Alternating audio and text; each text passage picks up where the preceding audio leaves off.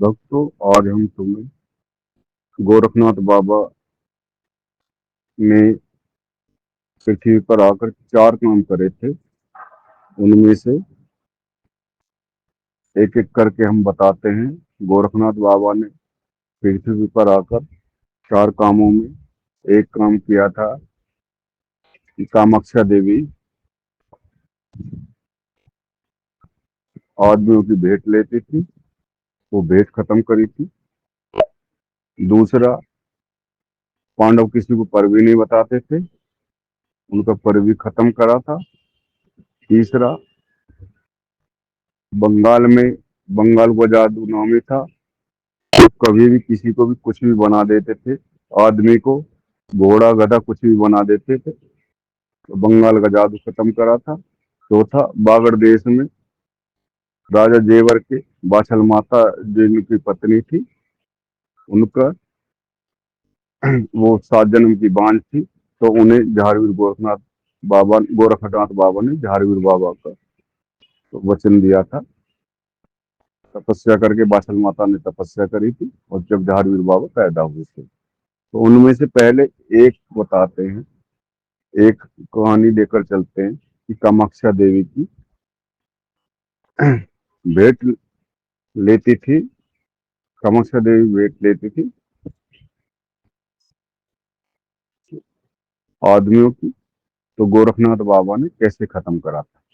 तो गोरखनाथ बाबा जहाँ पे कामाख्या देवी भेंट लेती थी, वहां पे अपने डेरा डाल देते हैं, और डेरा डालने के बाद में वहां पे ओगणनाथ को हिस्सा लेने के लिए भेजते हैं उस बस्ती में। तो वहां पर एक माता चौका लगा रही थी, और वो रो भी रही थी। तो गोरखनाथ बाबा ने ओगणनाथ को वहां पर भेजा। तो ओगणनाथ ने उस माता के द्वार पर अलग जगाया। तो अलग जगाने के बाद में उस माता से बोले, हे माता, ये आप चौका भी लगा रही हो और रो भी रही हो, तो इसका क्या कारण है।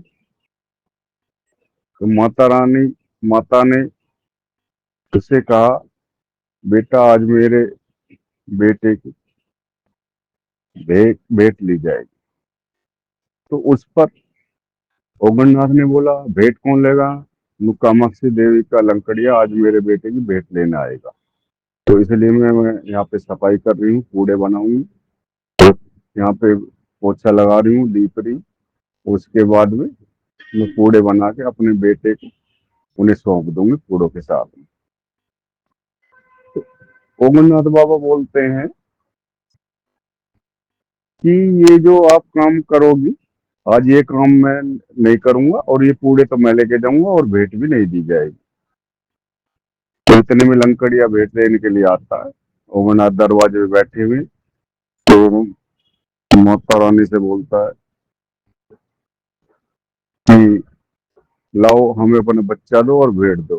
तो ओमरनाथ जी कहते कि मेरे होते हुए ना तुम बच्चा ले जा सकते हो, ना भेंट ले जा सकते हो। तो ओमरनाथ से लंकड़िया कहता है, अभी तुम कौन हो। नो का मैं कोई भी हूँ, लेकिन मैं आज मैं भेंट लेके नहीं जाने दूंगा। उस पर ओमरनाथ ने शर्त रखी लंकड़िया से कि एक बार तुम कर लो और एक बार मैं करता हूँ, जो भी जीतेगा वो यहाँ से कूड़े और भेंट लेके जाएगा। ओमरनाथ को तो भेंट लेनी नहीं थी, तो वो तो कह रहे कि मैं भेंट नहीं लूंगा, मैं कूड़े लेके चला जाऊंगा। तो उस पर लंकड़िया राजी हो जाता है। तो लंकड़िया सोचता है, पहली बार मैं ही करूंगा, अगर इसने कर दिया और मैं मर गया तो मेरा बात नहीं हो पाएगा। तो लंकड़िया ने अपना भाला ओमरनाथ की तरफ फेंका, तो वो गोरखनाथ बाबा की कृपा से उनके चरणों में जाके गिर पड़ा। फिर ओमरनाथ ने अपना जनेऊ निकाला, और वो घुमा के जैसे मारा, तो उसके लंकड़िया के 32 के 32 दांत निकल गए, और मुंह से खून की कुल्ला निकला। तो उस पर ओमरनाथ ने बोला, ये कुल्ला मुंह में ही रखना है, ये नीचे नहीं गिरना, ये माता रानी के चरणों में जो कामाख्या देवी है उनके चरणों में जो है ना जो भेंट लेती है। तो ओघड़नाथ ने उसे वहां से भगा दिया, लंकड़िया को। तो लंकड़िया ने जाके वो खून की तो होलक थी तो माता रानी के चरणों में डाल दी।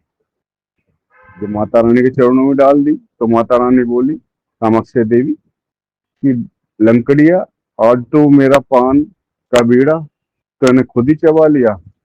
तो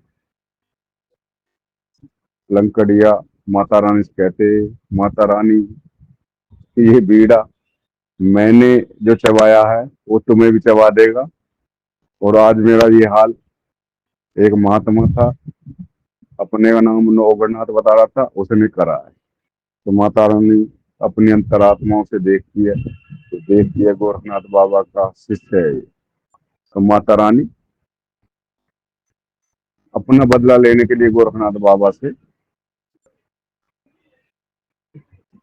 ठान लेती है, और वो कहती है कि मैं गोरखनाथ बाबा से बदला लूँ। तो गोरखनाथ बाबा भी अंतर्यामी थे। गोरखनाथ बाबा वहां पे बैठ जाते, धूना लगाते, शिष्यों से कहते हैं चलो भी धूना लगाओ। 1400 चेला साथ थे गोरखनाथ बाबा के साथ, तो सारे अपने धूना लगाते हैं। तो माता रानी क्या करती है, एक बहुत बड़ी शिला पत्थर की उठा के फेंक देती है।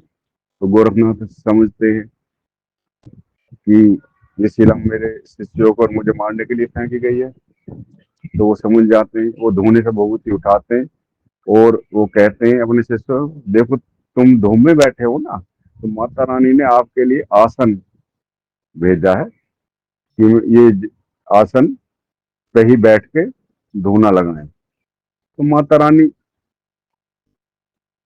के उस शिला को फेंके जो शिला फेंकी थी, उस शिला को गोरखनाथ बाबा भभूति से नीचे उतार